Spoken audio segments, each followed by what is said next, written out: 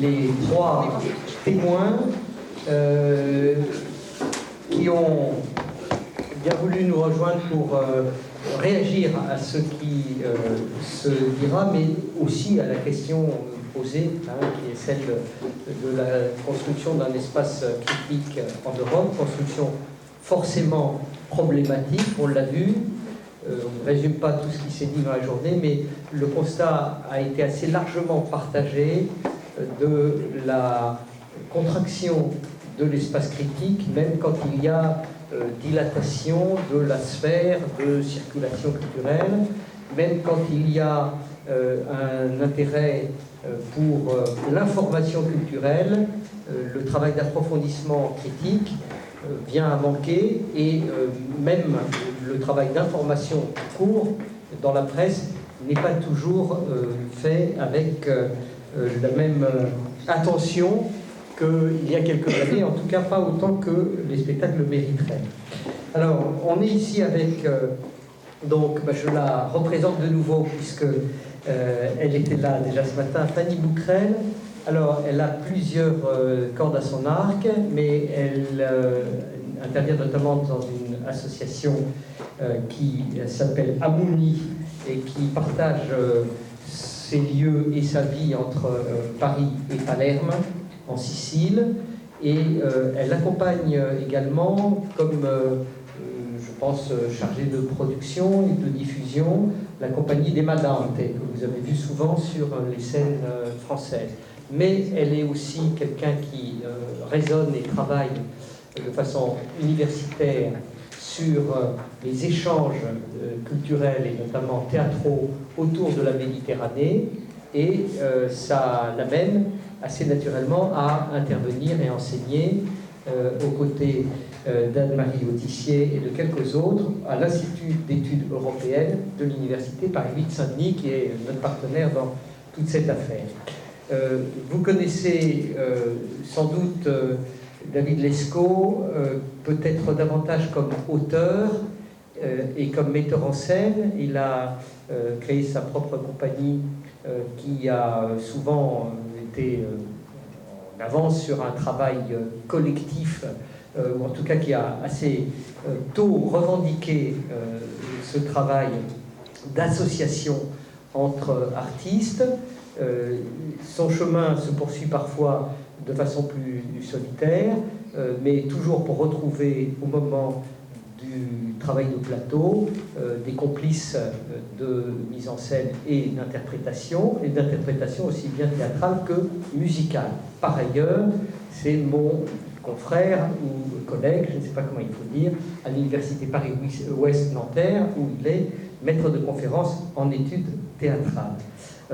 Une des raisons multiples de sa présence ici, c'est peut-être la pièce qu'il a écrite et présentée dans différents théâtres d'Europe, et notamment au théâtre des Abbesses, au théâtre de la ville, dont le titre, David, était à l'européenne ou l'européenne, qui partait justement de ce paradigme de la traduction sur lequel je dissertais brièvement ce matin, pour montrer que finalement l'Europe n'existait qu'à travers ces difficultés de traduction, mais que ça pouvait former malgré tout une communauté bruyante et attachante.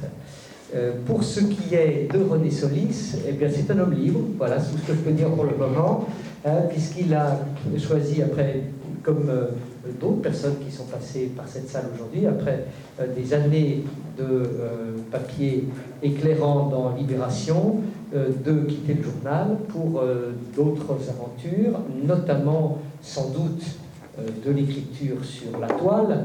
Je ne vais pas devenir critique cinématographique tout de suite, non, je veux dire par là plutôt sur le web et à travers un blog, mais aussi un projet de formation à la critique qui, je crois, s'élabore avec Sciences Po Paris. Voilà, ça, peut-être qu'il nous en dira un mot. Et puis, bon, vous vous souvenez, puisque vous avez été dans leurs ateliers respectifs, qu'on est ici avec Tiffaine Carsanti, avec Irène Filiberti et avec Erika Magris pour avoir leur réaction sur les 3 ateliers. Et la question que je leur avais posée, c'était pas qu'est-ce qui s'est dit, parce que justement, ils ont décrypté savamment le fait que ce qui s'est dit, eh bien, on ne le savait pas exactement, puisque ça s'est dit sur une scène, ça s'est dit de façon subjective, et qu'elles l'ont entendu de façon subjective, mais plutôt, qu'est-ce que ça vous a invité à penser, à creuser, et sur lequel il faudrait que nous réfléchissions davantage. Quelques pistes pour nos 3 témoins. Voilà. Alors, qui veut commencer? Peut-être Irène? Vas-y. Donc, c'était sur les critères de la critique en danse. Voilà. 5 minutes pour chacune, et ensuite, on va entendre Fanny, David et René. Donc, à partir du constat que vient d'évoquer Manuel Vallon, sur le manque d'espace critique du côté, on va dire, plus journalistique, on a pu rebondir sur la dimension critique dans la danse telle qu'elle se pratique, tant du point de vue des artistes, qui, eux, vont développer des gestes, des pratiques, des formats, des façons de travailler qui engagent le corps différemment, mais qui l'engagent y compris avec le spectateur, je dirais, ou le public ou le participant. On va pouvoir trouver beaucoup de noms dans ce domaine. Nous avons évoqué aussi beaucoup le discours critique produit par les artistes eux-mêmes, qui peuvent se partager, entre autres, à travers les nouvelles technologies, la toile et beaucoup d'autres éléments qui... à la fois, on a un effondrement du point de vue journalistique, mais en même temps, on a une atomisation et des références et des manières de se former au discours sur la danse beaucoup plus accessibles que nous l'avons vécu au cours des années 80. Et tout ça s'est produit à partir du tournant, on va dire, des années 2000. Donc c'est autour de cet espace-là peut-être qu'il conviendrait de réfléchir, parce que malgré tout, il y a la forme du relais, de la médiation critique, analyse journalistique ou publication, dans le côté médian, je dirais, qui ne concerne pas non plus tout ce qui est vraiment théorique ou revue très spécialisée, qui existe aussi maintenant et qui s'est beaucoup développé en danse cette dernière décennie notamment. Il y a peut-être à cet endroit-là quelque chose à penser de nouveau ou autrement.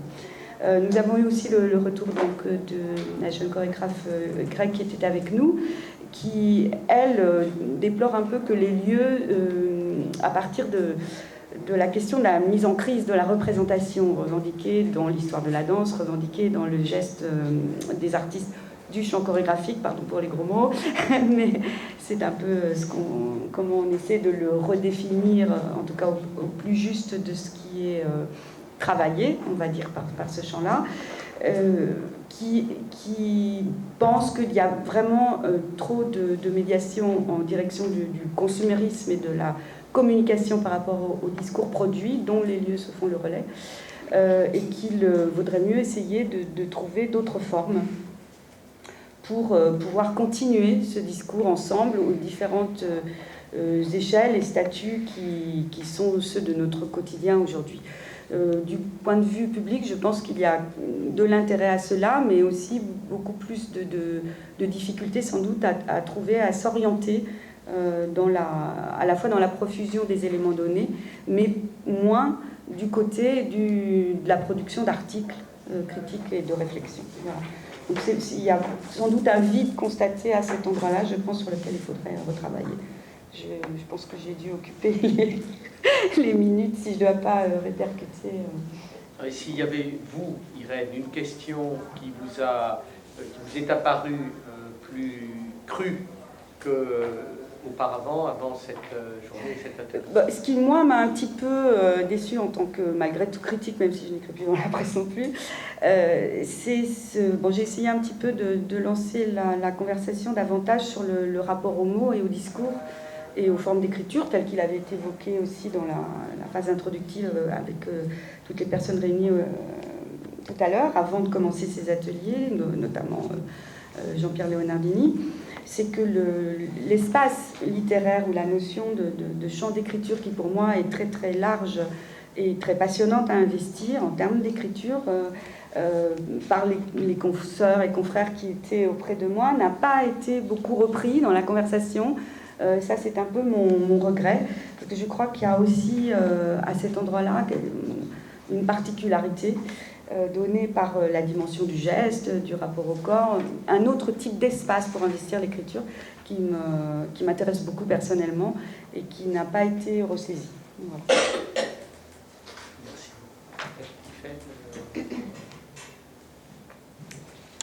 Alors, dans notre atelier, donc, nous sommes partis du constat que la notion même d'analyse de spectacle nous mettait assez mal à l'aise, finalement, nous trois qui devions intervenir, parce qu'elle semblait supposer que nous pourrions parler du théâtre, de la représentation, et que finalement quelque chose manquait dans l'image que nous nous faisions, en tout cas, de cette tâche qui serait de faire une analyse du spectacle. Et c'était la dimension subjective, enfin toutes les dimensions insaisissables, impalpables, mais en particulier la dimension subjective de l'appréhension d'un spectacle. Comment parler finalement d'un spectacle en dehors d'une appréhension singulière, subjective. Et questions qui évidemment sont souvent posées, mais ce que j'ai trouvé intéressant dans nos réflexions finalement, c'est les questions assez concrètes que nous nous sommes posées, des questions finalement de pratique et de pédagogie, c'est-à-dire comment intégrer la perception subjective, l'expérience singulière du spectacle dans un discours sur le spectacle, comment passer de la subjectivité à quelque chose qui puisse être partagé, qui est valeur d'analyse justement, comment finalement établir une continuité entre la critique et l'analyse. On a beaucoup parlé aussi de ce couple de termes. La critique me paraissait englober dans sa définition même une dimension plus subjective que l'analyse, et en même temps, cette dimension subjective manque à l'analyse dans l'image que nous en faisions, de même que, évidemment, l'analyse porte aussi des éléments riches que la critique n'aborde pas, c'est rarement riche, mais voilà. Donc, comment concrètement donner une place à la sensibilité, à la subjectivité, à la singularité, et donc, nous avons réfléchi en particulier au sens qu'avait la confrontation de l'expérience, la place importante que devait prendre la confrontation de l'expérience dans la construction d'une pensée du spectacle ou d'un discours sur le spectacle. Alors, confrontation d'expérience qui peut avoir lieu dans une salle de classe, par exemple, et ça serait un des atouts de l'université aussi pour construire l'analyse, justement, de produire cette rencontre entre plusieurs subjectivités d'origine différentes, avec des étudiants qui ont des parcours différents, des enseignants même qui ont des parcours différents. Finalement, la confrontation de points de vue et d'expérience permettrait de construire quelque chose qui serait un commun de la représentation, qui ne serait pas donc l'objectivité, la vérité de la représentation, ou une description objective d'un phénomène, mais qui serait quand même un commun.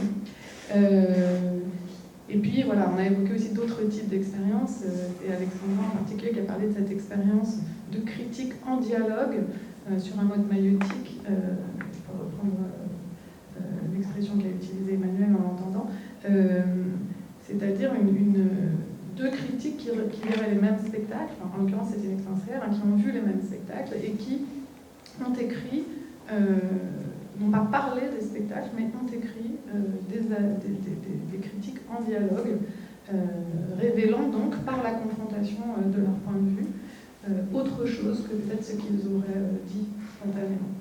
Et ça, je trouve que c'est vraiment, pour moi, c'est vraiment une piste intéressante que peut-être je n'avais pas formulée comme ça jusque-là. La question de la confrontation des points de vue comme élément, outil essentiel de la construction d'une analyse. Je vais passer le micro de l'autre côté à Erika parce que je crains qu'on ait des petits problèmes avec le sensible. Voilà. Merci. Alors, nous, dans notre atelier, nous avons parlé, donc, l'épître, c'était Audrey certaines autres critiques, donc de création hors norme. Tout d'abord, la question s'est posée de hors norme par rapport à quoi? En particulier, nous avons parlé de la performance, de création immersive de type installation interactive et de spectacle des rues. Donc un premier élément qui émergeait, c'est la question de justement hors norme par rapport au champ théâtral peut-être et à ses coordonnées. Donc le fait qu'il y ait un problème, que ces formes posent des problèmes aux critiques, ça relève du fait que ce sont les critiques de théâtre qui se posent des questions. Je ne sais pas si je m'explique bien, mais c'était un peu l'idée de ces objets mettent en question surtout la critique théâtrale, parce qu'on se disait par rapport à la performance, moi la question qui est restée ouverte, à laquelle on n'a pas répondu, c'est comment les critiques dans les domaines des arts plastiques traitent ces objets qui sont si difficiles à saisir. Peut-être il y a d'autres codes, il y a d'autres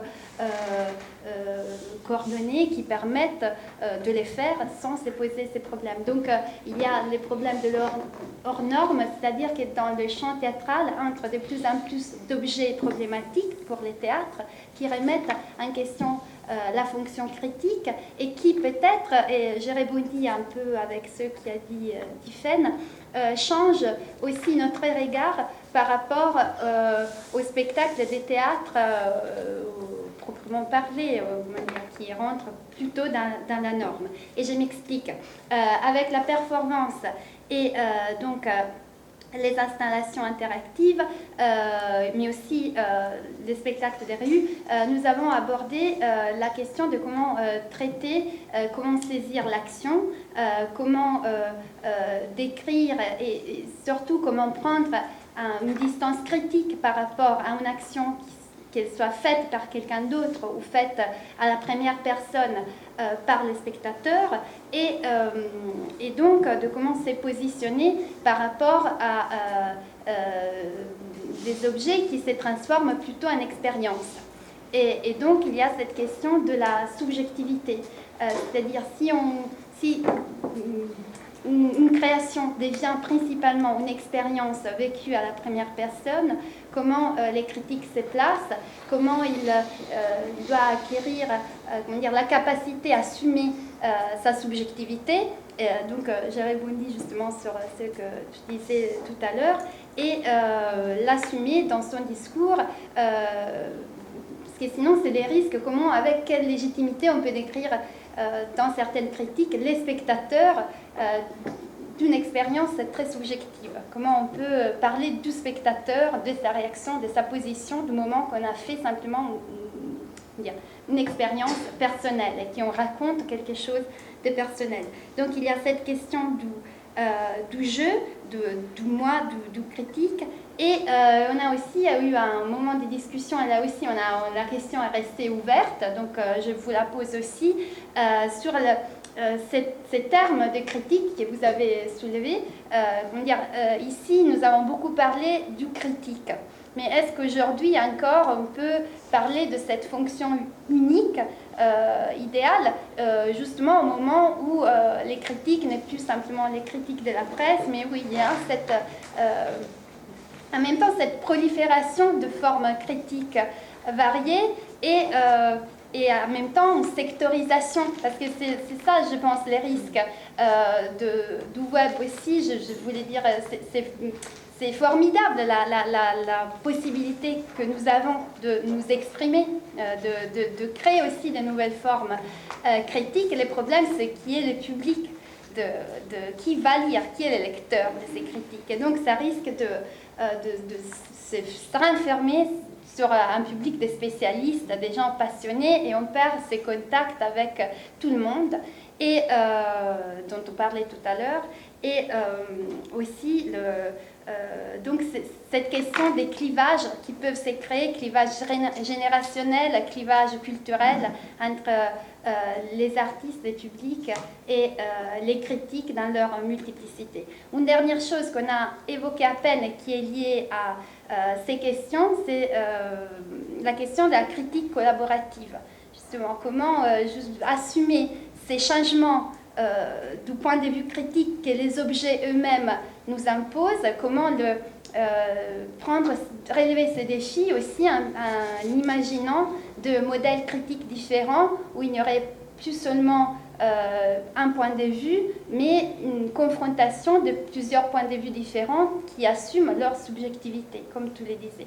Et ça, c'est une seule chose, si je peux juste apporter un témoignage qui, par exemple, en Italie, est déjà expérimenté. Je pense par exemple au laboratoire Alta Velocità, qui est un collectif de critiques, et donc qui fait tout un travail qui est collaboratif, qui recueille de points de vue différents et qui parvient aussi à avoir une temporalité longue, à agir sur une longue temporalité et donc à construire un véritable discours. Voilà. Merci beaucoup.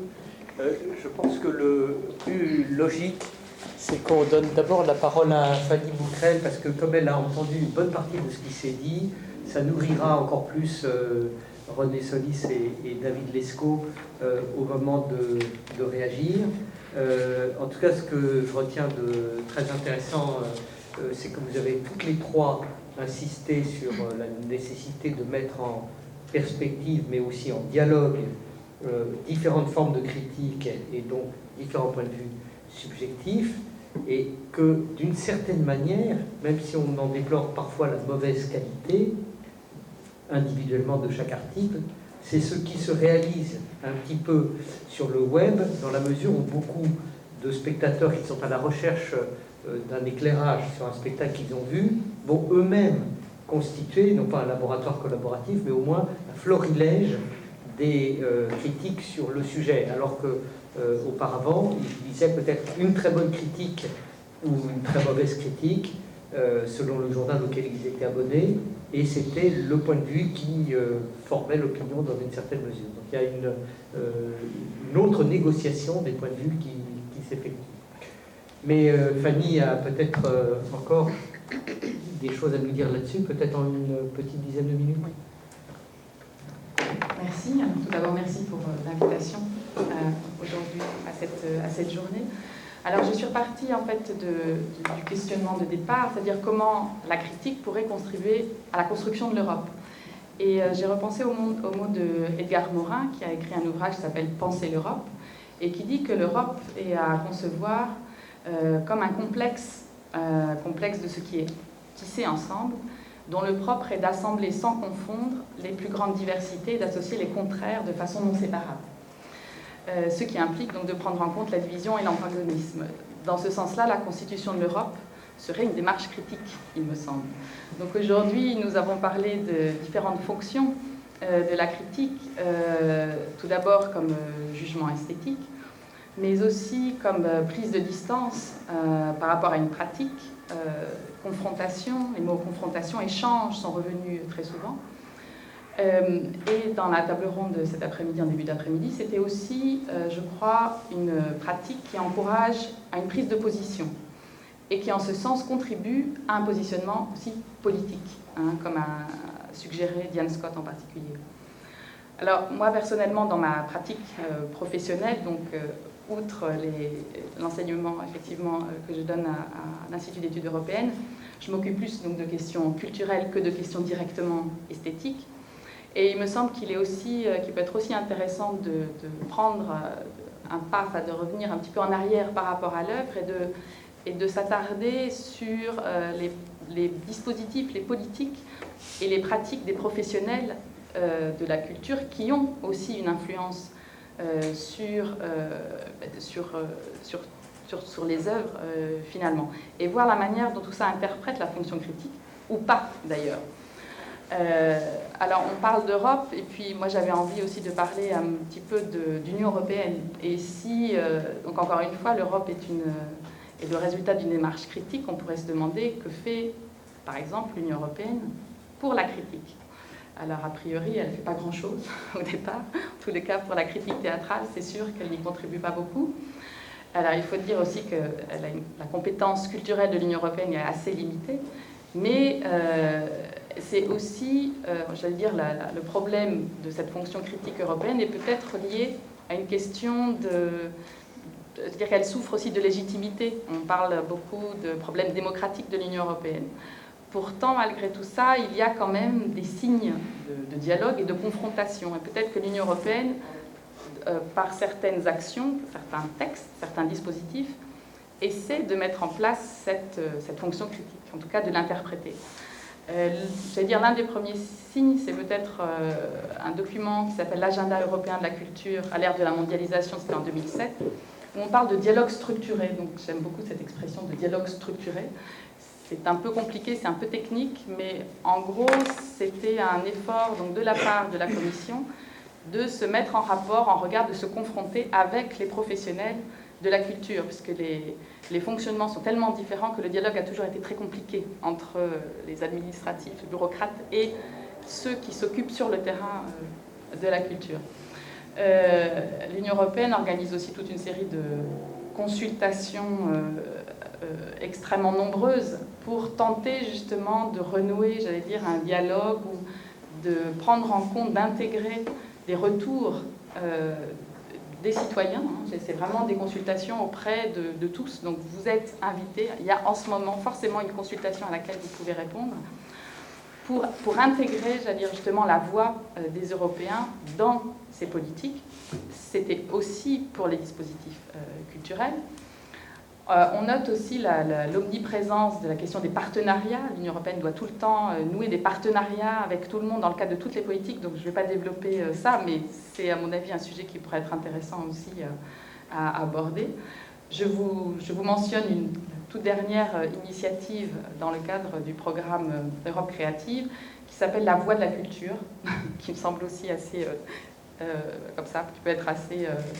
c'est de toutes petites initiatives, mais en tous les cas, on propose des thèmes et on propose aux citoyens et aux professionnels, aux parties prenantes qui sont intéressées, juste de discuter. Voilà. Donc il y a un appel, en gros, à discussion de la part de la Commission européenne pour échanger sur des thèmes qui ont à voir... Alors là, je vous dis, les prochaines, c'est sur le développement des publics par le biais des technologies numériques. Il y en aura un autre qui est gouvernance participative pour le patrimoine culturel. Il y en aura d'autres. Mais en tous les cas, cette nécessité de discussion apparaît de plus en plus... Enfin, clairement, ce serait beaucoup dire, puisque ce sont encore une fois des toutes petites initiatives, mais voilà, ce sont des signes comme ça. Je pourrais aussi mentionner un autre programme qui s'appelle le programme Aide Culture, puisque maintenant, aujourd'hui, je fais partie aussi de l'assistance technique de ce programme-là, qui est le premier programme culturel pour la Méditerranée.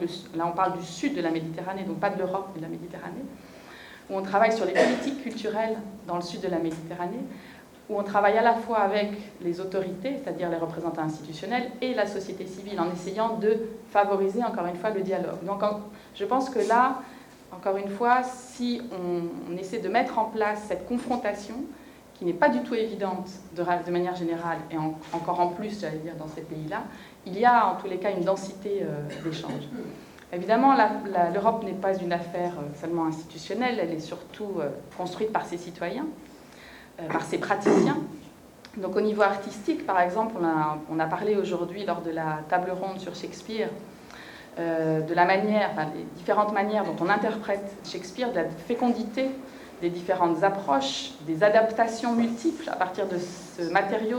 On a parlé aussi de la nécessité de travailler sur Shakespeare. C'est vraiment une chose absolument indispensable pour certains artistes. Et ça aussi, ça contribue à la construction de l'Europe. Jorge Andrade, donc le metteur en scène portugais qui était là aujourd'hui avec nous, disait qu'à l'image d'Hamlet qui est contre l'humanité, lui fait contre la réalité. Donc il invente et il fait partie de cette Europe. Au niveau des professionnels de la culture, il y a aussi eu tout le phénomène des réseaux culturels européens. Je le mentionne très brièvement, hein, mais comme dit Anne-Marie Autissier, ce sont des laboratoires de la création européenne. C'est-à-dire aussi le fait que des professionnels se réunissent autour d'un thème qui les stimule. C'est juste ça au début le réseau. C'est une réunion informelle de professionnels autour d'un thème qu'ils confrontent, qu'ils échangent sur aussi leurs pratiques de production. Ça a aussi une influence après sur l'œuvre et ça participe de l'interrogation d'une pratique et donc ça a aussi une fonction critique. Pour finir donc sur ce questionnement-là, peut-être qu'il pourrait être intéressant de comparer la fonction critique avec la politique culturelle. Quel est, j'allais dire, le lien entre les deux ? Je crois qu'aujourd'hui, c'est Diane Scott aussi qui soulignait ça, peut-être que la critique a besoin aussi d'avoir une nouvelle vigueur et peut-être que cette repolitisation peut contribuer à cette vigueur. Peut-être aussi que l'activité théâtrale, et comme dit Bernard Dodt, dont le centre de gravité se situe à la jointure du théâtre et du monde, peut être aussi un outil utile pour cette redynamisation et pour insister justement sur le lien politique du théâtre. Et pour finir, j'ai retrouvé une proposition de Michel de Certeau sur son approche des politiques culturelles qui me semble suggère une grande affinité avec la critique, puisqu'il dit que pour lui, il n'y a pas de politique culturelle sans articulation entre forces en présence, et que les politiques culturelles doivent permettre aux membres d'une société de se situer quelque part dans un jeu de forces avouées. Il s'agit en gros de donner la capacité de s'exprimer. Donc pour lui, les politiques culturelles, la finalité des politiques culturelles, c'est que tout le monde puisse s'exprimer. Alors peut-être, critique, politique, culturelle, même combat. J'ai lu quelque part que la critique était un sport de combat, peut-être que la politique culturelle aussi, et qui serait un combat pour que tous puissent trouver leur place, parce qu'on doit s'adresser à tous, ça aussi, on l'a souligné beaucoup au cours de la journée. Et il s'agit aussi de le faire, si possible, avec amour et avec plaisir, comme a dit Jean-Pierre Leonardini. Merci beaucoup, Fanny Bourrel. René, en entendant ça et en apprenant que le critique, en tant que figure, avait disparu, tu as décidé d'en inventer une autre de ces figures ou, non, c'est vrai qu'on a eu l'impression à plusieurs moments de la journée, y compris certains auxquels tu as assisté, que sans se situer dans la nostalgie, on avait quand même assisté pendant les dernières années à la disparition d'une fonction d'intermédiation que le critique pouvait remplir, pas simplement vis-à-vis du public de théâtre ou même du milieu professionnel théâtral, mais beaucoup plus largement vis-à-vis de l'ensemble de la société pour dire ça se passe au théâtre, vous n'y avez peut-être pas été, mais ça vous regarde, ça vous concerne. Est-ce que tu vois d'autres territoires dans lesquels, malgré tout, quelle que soit la perte d'influence et d'espace dont dispose la presse, cette fonction peut être activée?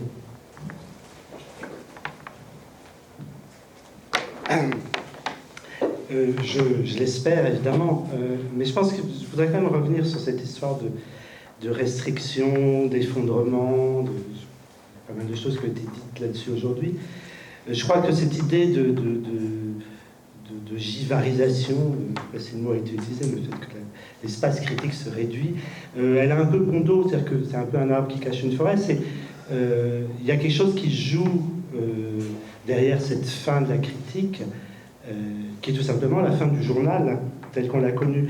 Et c'est intéressant de revenir un peu en arrière, parce qu'effectivement, dans cette histoire, il y a un mort qui est le personnage du critique, et le personnage du critique tel qu'il est né, tel qu'il a été inventé, et on a un témoignage absolument unique là-dessus, de la naissance à la fois du critique de théâtre comme personnage, et de la naissance du journal tel qu'il a existé pendant 2 siècles.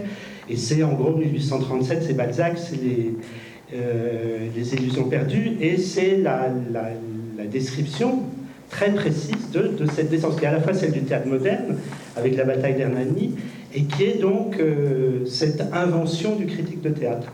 Donc un personnage, comment dire, superficiel, brillant éventuellement, mais vénal, qui couche avec les actrices. Et ce personnage-là, qui est un personnage, donc qui est le Lucien de Rubempré, hein, il aura vécu 2 siècles et clairement il est mort. Moi j'en suis peut-être le dernier héritier, ou un des derniers, Leonardini aussi, mais il y a quelque chose donc là qui s'achève. Mais ce que n'ont pas vu finalement ce personnage du critique de théâtre, c'est aussi le personnage du journaliste moderne, hein, avec les mêmes traits ou à peu près. Et ce personnage aussi est en train de mourir. Et je crois que quand on regrette la disparition des pages critiques dans les journaux, le fait qu'il y en a de moins en moins, etc., c'est vrai, mais ce n'est que le symptôme de la disparition du journal en général, et du fait que, tout simplement, ce qui était considéré comme la base du journalisme, parce qu'au-delà du folklore et du côté un peu comme ça caricatural de ce personnage de critique de théâtre, il y a quand même des choses sur l'idée même de la critique qui sont fondatrices du journalisme moderne, et qui est tout simplement que tout journalisme est critique, et que tout ça est une affaire, ce que je me répète aux étudiants effectivement de Sciences Po avec qui je fais un atelier consacré à l'approche de la critique théâtrale, c'est-à-dire cette histoire du point de vue, de rendre compte de quelque chose avec un point de vue, et je n'arrête pas de répéter que ce point de vue est l'exact contraire de la subjectivité, ou en tout cas qui dépasse très largement cette question de la subjectivité, et que c'est une question c'est l'exact contraire du jugement de valeur. C'est-à-dire que je pose le point de vue et le jugement de valeur, voilà, comme 2 choses pratiquement antinomiques. Alors tout ça pour dire que, oui, il y a évidemment une époque qui s'achève, c'est clair. Il y a quelque chose qui commence, la révolution numérique. Est-ce que je crois que les nouveaux outils vont accoucher de nouvelles formes?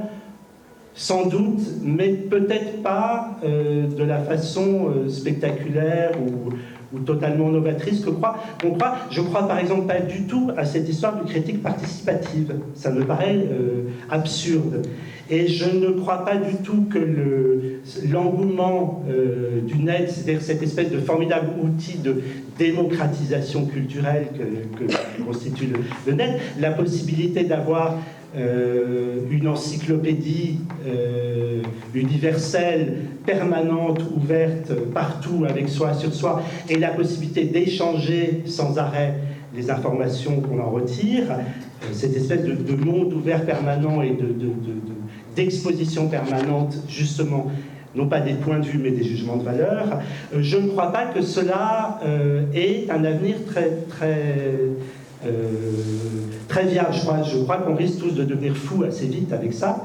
On le sent déjà, hein, voilà. Et que donc, par conséquent, le pari que je fais, c'est le pari qu'il y aura un retour vers quelque chose qui est, alors qui ne sera plus le journal tel qu'on l'a connu, qui ne sera sans doute plus le journal papier, mais qui sera toujours de la part des lecteurs, des spectateurs, etc., le désir non pas forcément d'échanger des points de vue les uns avec les autres, parce que ça a toujours existé, les discussions à la sortie d'un théâtre, et le fait qu'elles soient sur le web ne change pas forcément fondamentalement leur nature, mais qu'il y aura peut-être une demande de quelque chose qui est quand même de l'ordre du...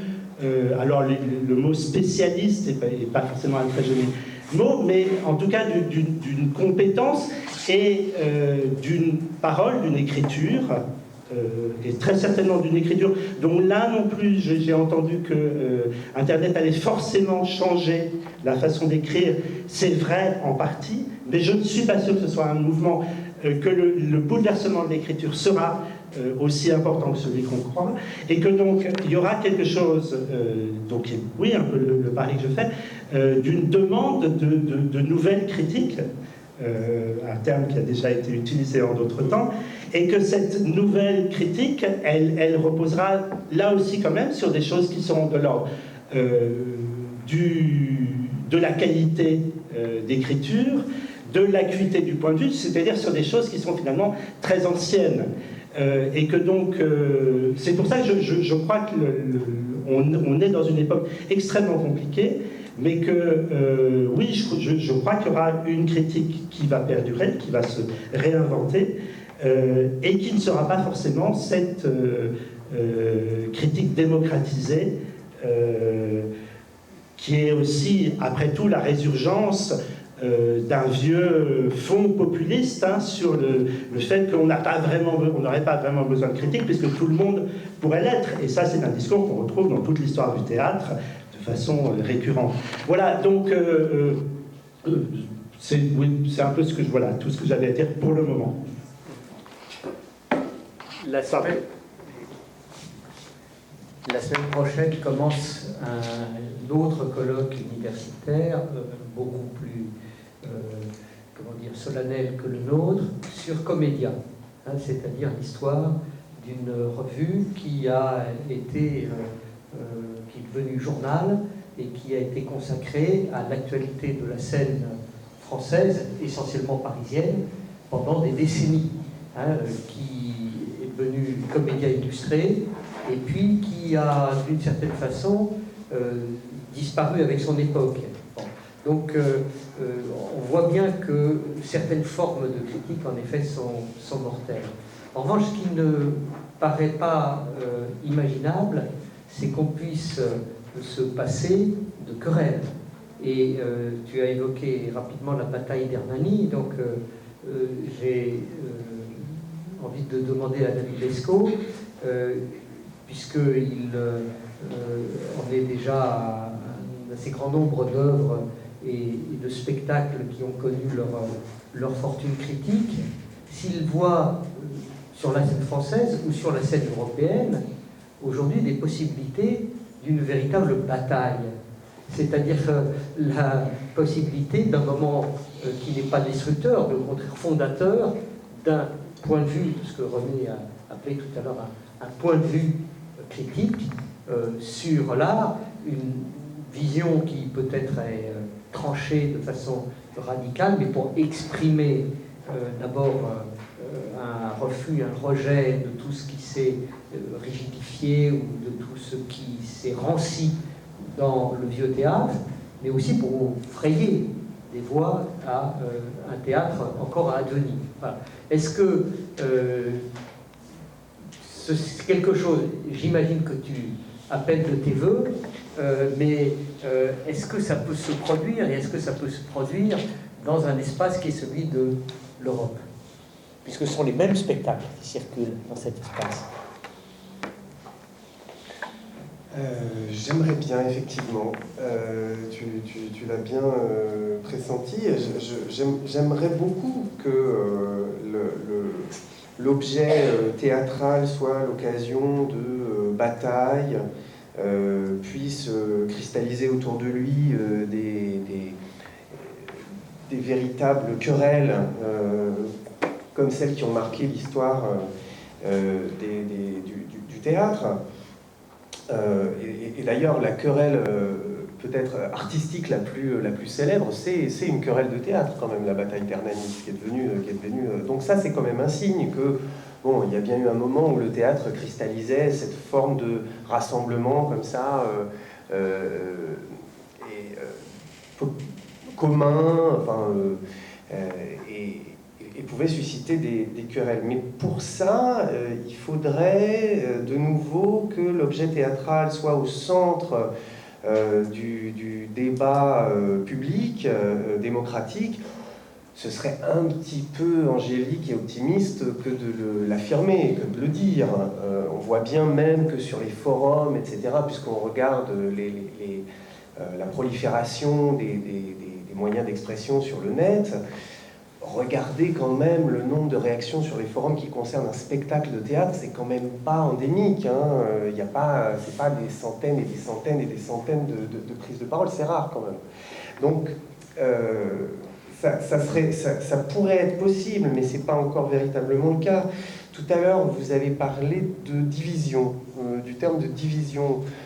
Moi, évidemment, c'est un terme qui m'est cher, qui m'est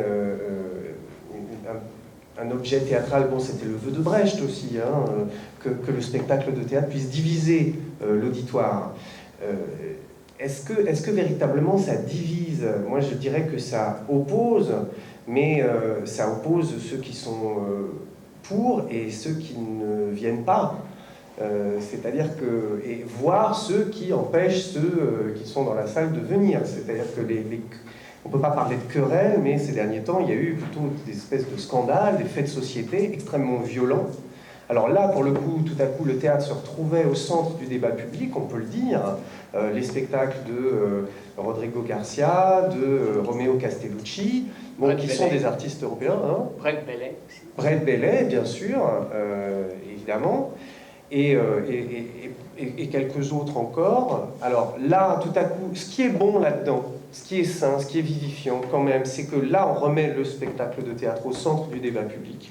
C'est-à-dire que de nouveau, on en parle, de nouveau, c'est central, c'est vif, c'est brûlant.